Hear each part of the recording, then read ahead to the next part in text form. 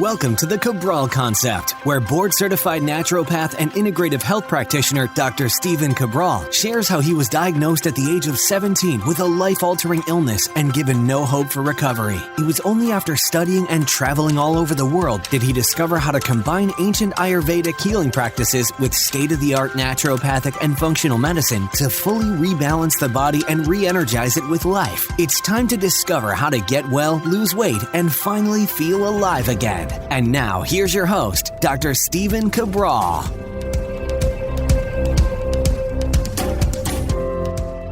Hi, everyone, and welcome back to the Cabral Concept. Great to have you on the show here with me today. Excited to get into our Motivation and Mindset Monday. Truly one of my favorite shows of the week to talk on. And one of the reasons why I love being able to go over these motivation and mindset topics is because pretty much everything that we accomplish in life or don't accomplish in life, or simply the life that we lead, is based much around our mindset. And I know in the beginning that is very difficult to actually believe. But when we start to understand that it is our thoughts that move us forward in life, meaning our thoughts that we think, and we don't even feel like we're in control of those thoughts, but I can assure you, by hopefully the end of today's show, you will be able to better control those thoughts. Well, those thoughts lead to feelings, and those feelings allow us to either move forward in a more positive direction or continue to sink back into what isn't our best life possible. So my goal for you is to help you create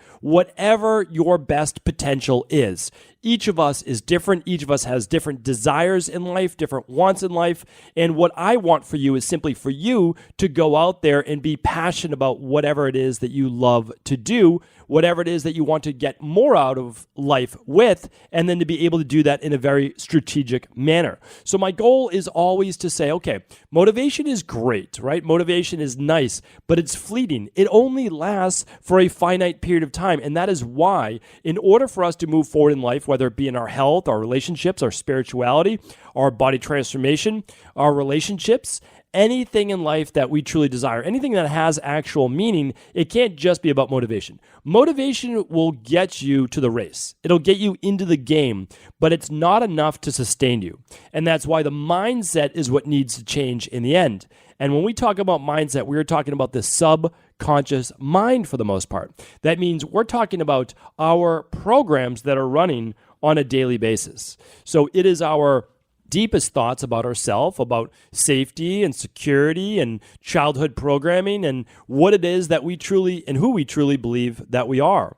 And what I want to share with you today is that can change. It really can. I've seen it in my own life. I've seen it in many other people's lives.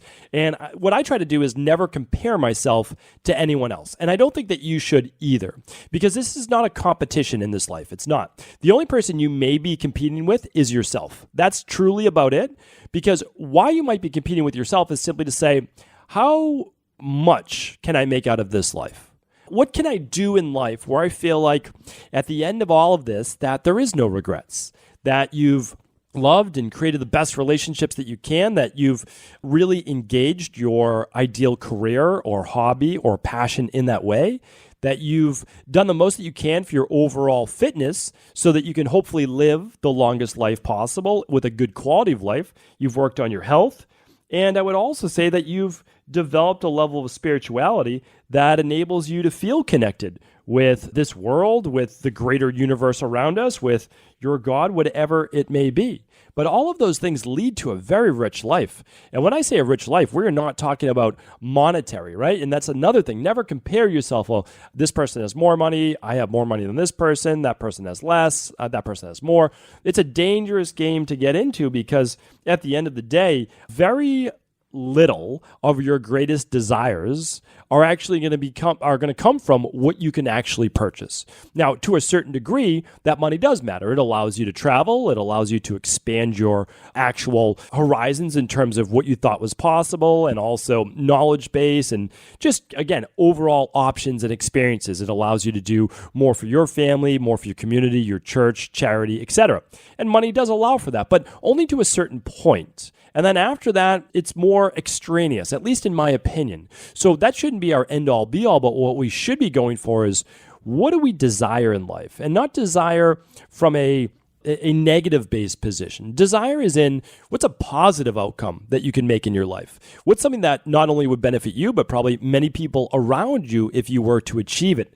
And that's what I want to go over on today's show. So today's show is all about achieving mastery in any area of your life. And the reason why I wanted to bring this show to you is that I did a previous event just about 2 weeks ago at the most. It was only about 10 days ago. And I actually spoke to 50 of our integrative health practitioners at a really nice event in Sydney, Australia. We rented out this, really beautiful room. And we invited 50 of our integrative health practitioners in for a live event, and amazing time. But what I wanted to share with you is one of those topics, one of those seminars was on mastery. And some of which I'm going to share with you today is actually taken from that seminar and enabling you to say, okay, this is what I desire, but I never knew how to achieve it before. I never knew exactly how to go after it. So I want to give you some of the highlights. This was our conversation with our group there, but I'm going to give you some of those highlights. And I think these highlights are going to show you that it is possible. And it's also possible at any age. And that's the amazing thing about it as well. Well, one of the first things that I've just gotten from my reading, from my research on how people are able to master anything is simply with the understanding that it's going to take a little bit of time. Okay, that's it. So if something's worth doing, if something is worth achieving, oftentimes it takes a little bit of time in order to master that. And I don't think that's a bad thing. And here's why. Anything that comes very, very easily, meaning you get it quickly, you often don't feel like you've earned it, that it's not really yours. You didn't have to work towards it at all. So there's really no sense of accomplishment. There is no sense of earning or no sense of you made this happen, which is part of it. I mean, it really is. Part of that journey is saying, I'm going to suffer a little bit. I don't mean that in a bad way. Like, I don't mean that in a physical hurt type way, but I'm going to have to sacrifice a little bit. For this thing that I want, there's going to take some sacrifice. And because of that, though, I am going to achieve something that oftentimes other people are not willing to do or want to do or may even attempt to do. And that is setting you apart. And that's why oftentimes we simply just don't get what we want in our life because we're not willing to make the trade. The trade for time, the trade for anything, right? Like sometimes you have to trade not going out with your friends on a weekend night because what happens is it's not the weekend night that's a good time. It's the whole next day you're wiped out. So you lose a day. And that can take away from what you're looking to accomplish, especially if it takes you through Monday, Tuesday to recover, whatever it might be.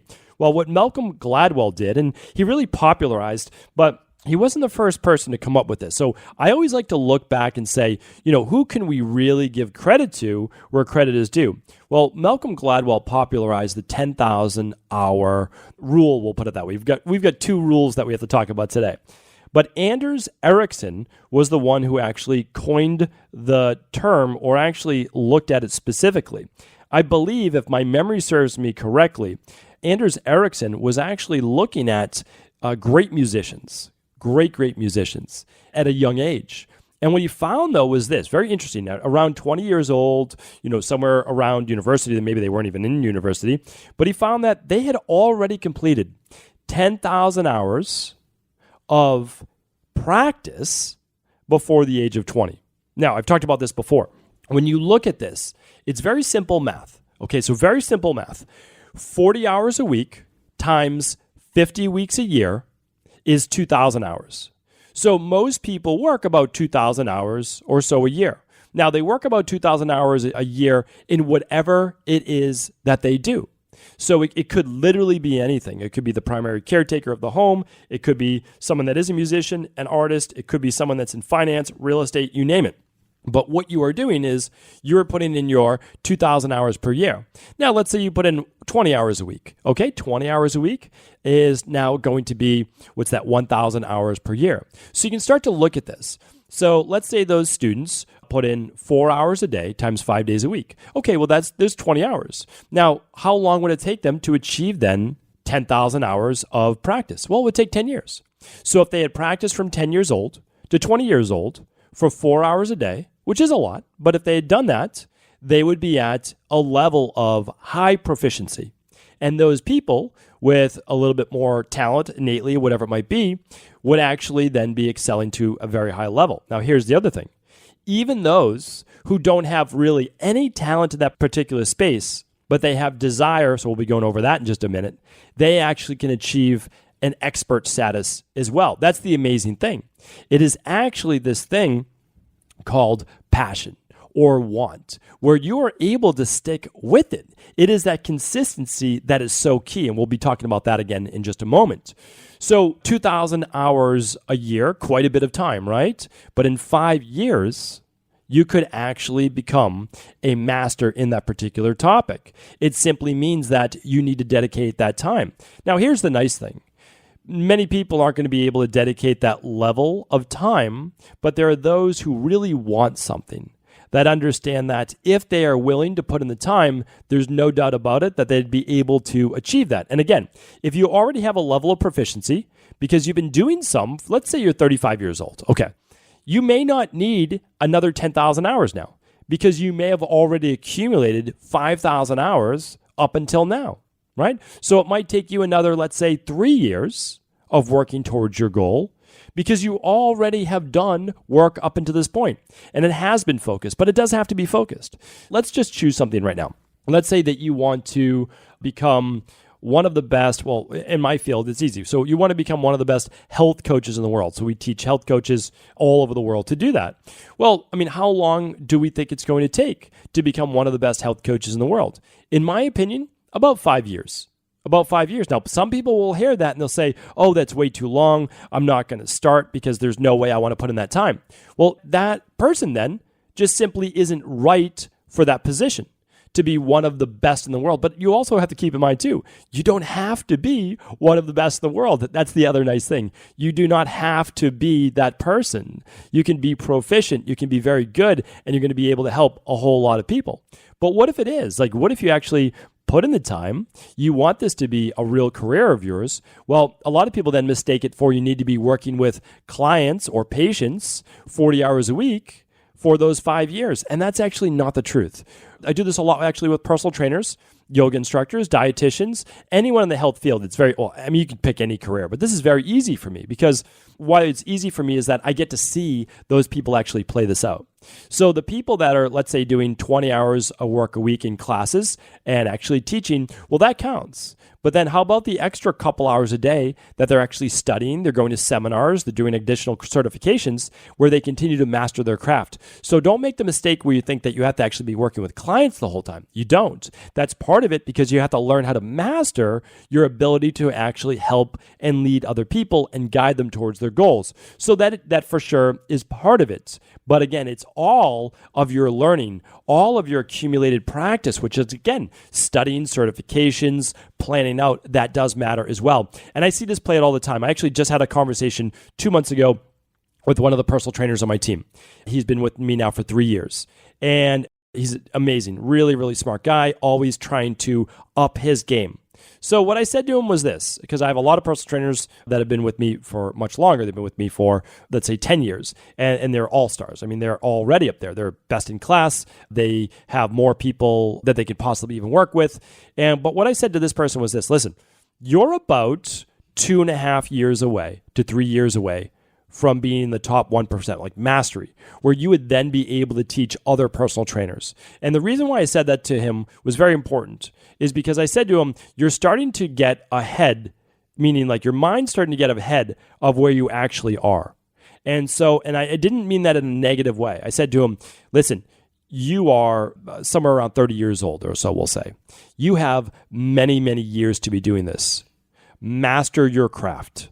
Perfect it. You have the rest of your life to be able to do a lot of the things that you're talking about right now.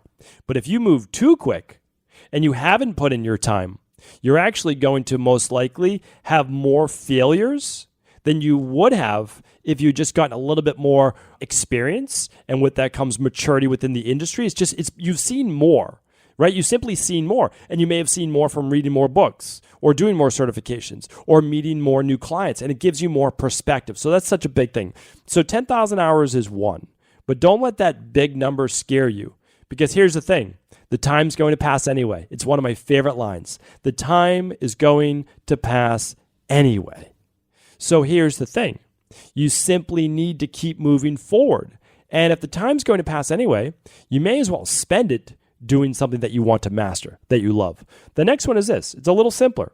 Called the 5-hour rule. I haven't heard this, really, because I'm a big advocate of this in the first place, but I never heard it simplified so much. It's simply dedicating 5 hours a week. Okay, obviously, this is for people maybe looking to get into a different career, or they're looking to work on their relationships, they're working on their spirituality, they're working on their wellness. This is very realistic, okay? Let's forget about those 10,000 hours that can be more like career-based mastery, like something that you really want to work on, or a hobby, or a fine arts, such as music, dance, art. Like that's an amazing thing to accumulate your 10,000 hours in. Okay, but let's talk about even smaller goals. Like again, working like, hey, how can I be a better listener? We talked about that during our Australia-based event. How can you become a better listener, an active listener, right? How would that affect your relationships and your career and many other aspects? Well, the 5-hour rule, it's simply dedicating 5 hours a week. Now, you can't just say it. You need to plan it in your calendar. 5 hours a week total, could be in one day, or it could be 1 hour, 5 days a week. And this is the 5-hour rule was developed by or coined by Michael Simmons. And he really started to look more at it when he realized that Warren Buffett, Bill Gates, Oprah Winfrey, Mark Zuckerberg, many of the most successful people in the world in terms of what they've created, not monetarily, but what they've actually created and the amount of people that use their work did. And that was read for 1 hour a day. So, it's pretty impressive when you look at, and I won't go too deep into this right now because I do want to keep our time and be respectful of your time. But here's the thing. Warren Buffett, I believe is Warren Buffett that reads 5 to 6 hours per day. And I'm pretty sure before he even starts his day, he reads 4 or 5 newspapers. It's completely insane. That to me that's impressive. Right? I'm not a newspaper kind of guy. I'm more of a books kind of guy. But Bill Gates, he reads about a book a week. Mark Zuckerberg, at least a couple books a month. And I could go on, but Oprah Winfrey says, books were one of her great mentors and one of the things that really helped to propel her forward in life. So I am a huge believer in this. Now, let's say you're someone that isn't a very good reader. Well, my opinion is this. I've done a show on speed reading. There are many different books on that as well. My goal is to get you to read more proficiently. Now, let's say that reading just isn't your thing. You don't like it. That's okay. If you learn better auditorily, then you can simply listen to podcasts. You can listen to books, but I do like to go in depth. So listening to an audiobook is totally fine. Just make sure though you are not doing other things. It's actually very important because you need to be focused on what it is that you're learning. So it's focused learning because you want to actually be taking notes. You want to say, how would I then apply this to my life? Because here's the thing. If we all hear things every day, but we don't always apply it, so then it doesn't really nothing for us because we forget about the information. So that's why I have a big library and I can go back on Fridays. So Fridays is my day to go back and I typically pick out 4 or 5 books and I look at the dog-eared pages or I look at the highlights that I put in them. And sometimes I put notes on the back empty pages of a book, or sometimes I'll stick in a note card with my most important takeaways from that book. And as I read those, the whole book comes back to me and it jogs my memory.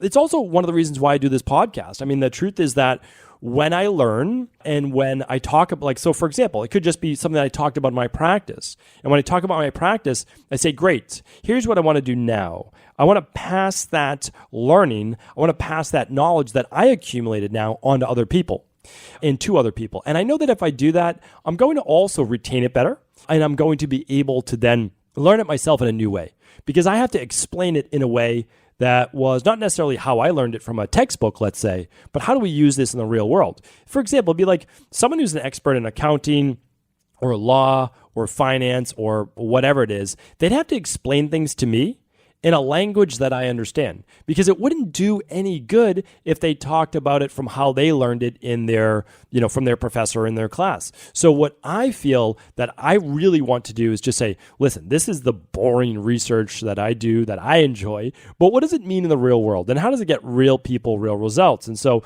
that's what I tend to do. And that's why I really enjoy it.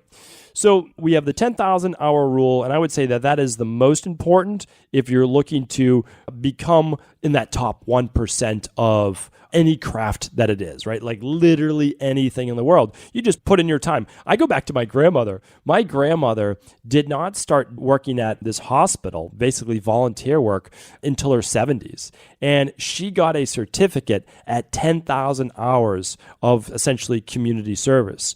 Do you think at the end of those 10,000 hours that she completed, that she knew all the ins and outs of the hospital? Absolutely.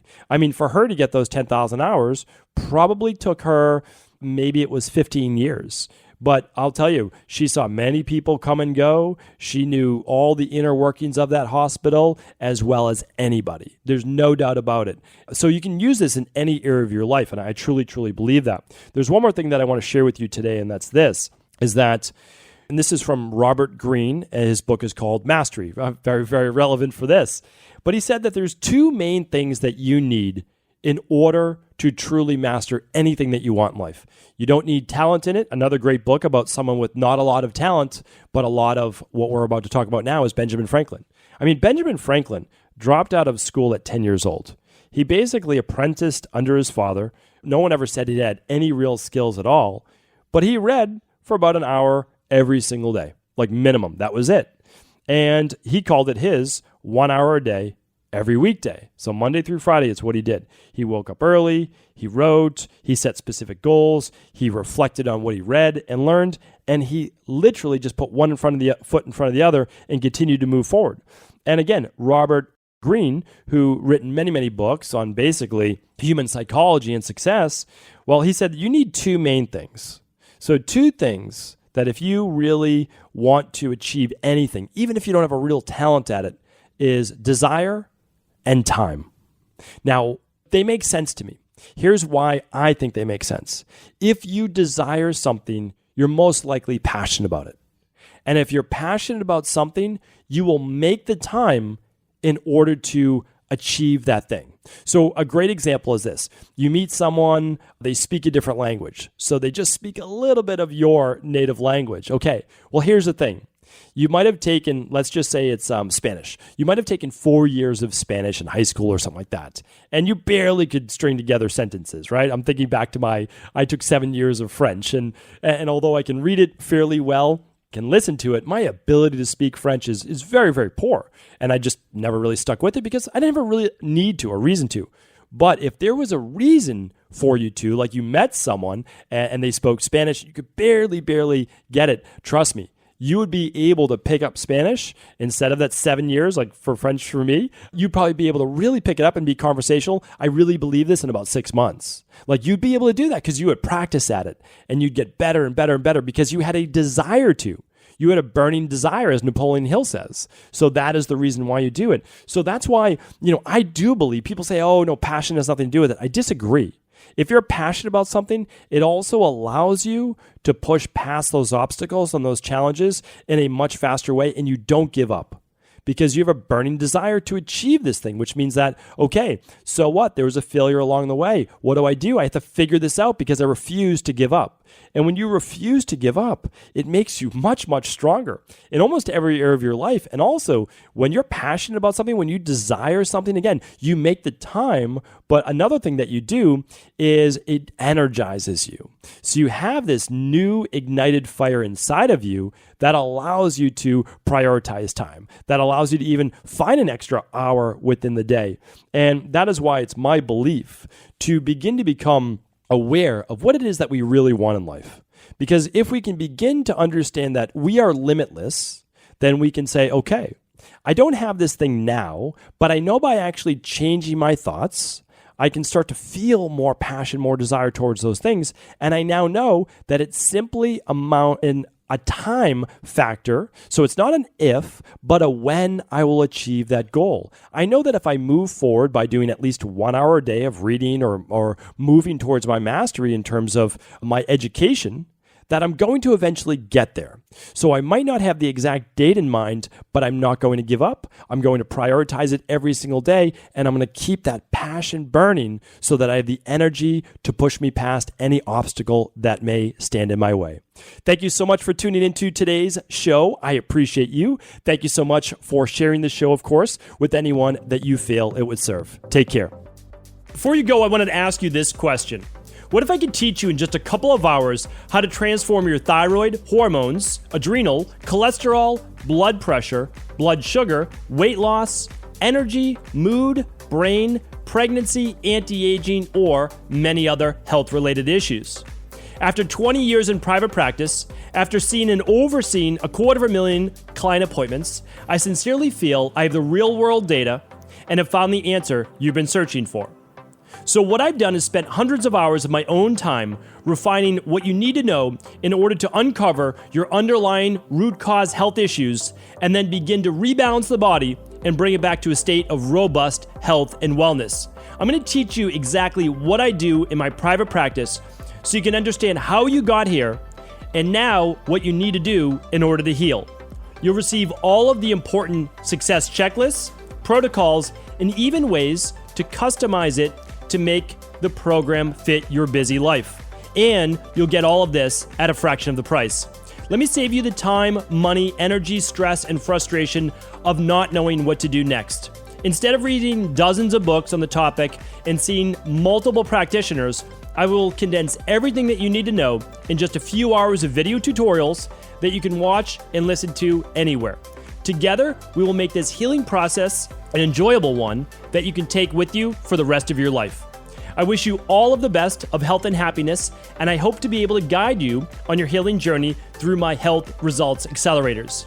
Simply choose the health imbalance you're currently suffering from, and by the end of today, you'll know what went wrong and how to get well again. I guarantee it. For details, head over now to stephencabral.com/courses.